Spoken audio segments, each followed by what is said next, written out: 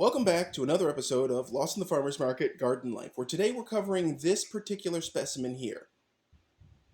Huh, that was interesting. Anyway, in the middle of our introduction, a hawk did a dive right through the yard. That doesn't happen very often.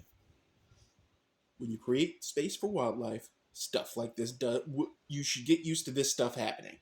Anyway, this plant you see before you, not this one down here, not this one who's full of attitude. This plant you see before you, its scientific name is Stachys floridana.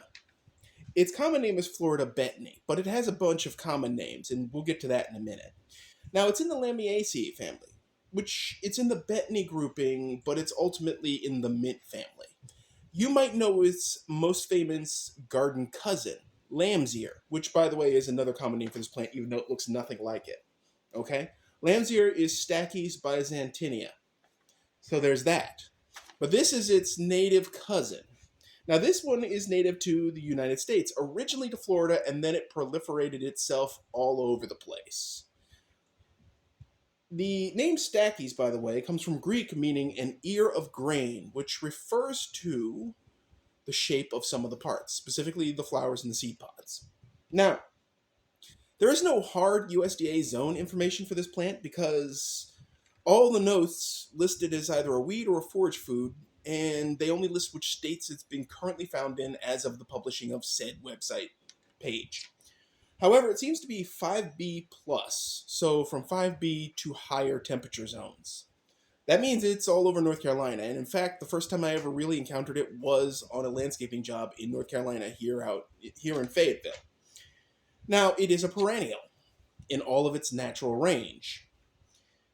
There is no specific information on what pH it prefers. It seems to adapt to almost every soil it's in, short of something like caliche, which, by the way, if you don't know what caliche is, it's a problem out in places like Nevada and Arizona and so forth. It's hard pan that has become concrete-esque.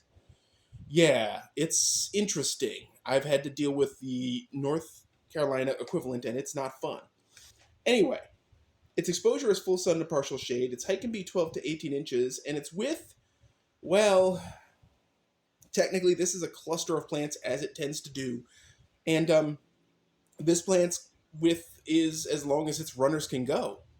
Yes, it has underground runners, folks, and that's part of the problem.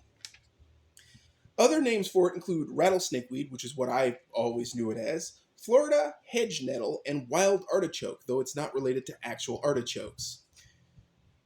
Now, I want to point out it was considered exclusively endemic to Florida until the 1940s and 50s when it got loose, probably in containers of propagated plants. It's notorious for being a problem in certain types of ferns, so if you buy ferns, watch for little popping up in there and kill them as necessary. You may have to dig apart the root ball and extract the entire root and or any tubers it produces. Its close cousin, Chinese artichoke, which also is not actually an artichoke, Stachys affinis, also has edible roots, and that goes into the point of why you'd be growing this. Now, I have no information as to the top of the plant's usage, other than the fact that it is still a mint family member, and these blooms will still attract pollinators. But what I do know is this plant gets its name rattlesnake weed from its segmented roots that are pure white, almost semi-translucent in a weird sort of way, that look like the tips of rattlesnake tails, henceforth rattlesnake weed. So, obviously, Mischief, our spokescat, doesn't care much for this plant. He's over there lounging angrily. Anyway, so you can eat the roots, and in my opinion, having tried them, they're a bit plain. He almost fell off. That's what you get! Yeah, that's what you get, kitty. Anyway, yeah, they're a bit plain. They're mildly sweet. They're almost like a potato, but not really. Hey. Mischief decided to try to claw my leg while stretching. Anyway, he's a weird boy. Anyway, so, I mean, they're not great, but with some seasoning, they could be. So it's one of those deals. I'm sorry, you have a lot of cattail in the way. And not the kind you find in rivers. Anyway, so Beyond that, I mean, most guides agree that the tubers are edible. The rest of the plant is up in the air. Some people think it is, some people think it isn't. That's it. Now, I do have to say that this plant can be a problem. It spreads by underground runners, and therefore, if you let it loose in your garden, you may never see the end of it. The only way effectively to kill it, in theory, is to dig out all the roots and tubers and destroy them, or send them somewhere else. And the gift that keeps on giving, kids. But if you are determined to grow this as a forage food source, I recommend growing it in a container like you see here. Okay? This container, this outer container is just here. I sleeved it in there basically because it looks good for the time being in the greenhouse. But since it primarily reproduces its runners and its tubers, what you need to do is put it in a large container that is not in contact with the ground, that has drainage, but, like for instance, leaving it in a larger pot or something and raising it up off the ground so that its runners can't escape. Then at the end of the season, you can do your tuber harvest. It's sort of like Jerusalem artichokes, really, which also, by the way, are not actually an artichoke. They're in the sunflower grouping, Helianthus.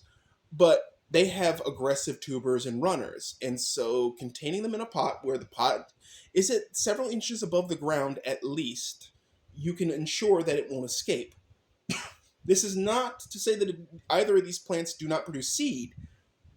In fact, seed is its other means of propagation, but it's less successful with that as opposed to asexual vegetative propagation, which is what that's called when it reproduces by runners. So that's all I have for you on Florida Betony. Now, I'm sure there's cultivated varieties out there somewhere. I don't know of them, but it's an interesting forage plant for your garden to keep in pots that, as long as you water it, it takes care of itself, though occasional fertilizing will not hurt. Uh, that's all I have for you today. If you like this episode or have any thoughts on Florida Betony, please leave them in the comments section. If you liked, please hit like. If you haven't, please subscribe. And as always, folks, keep them growing. Check out the Forage blog. The link is in the description. Thank you.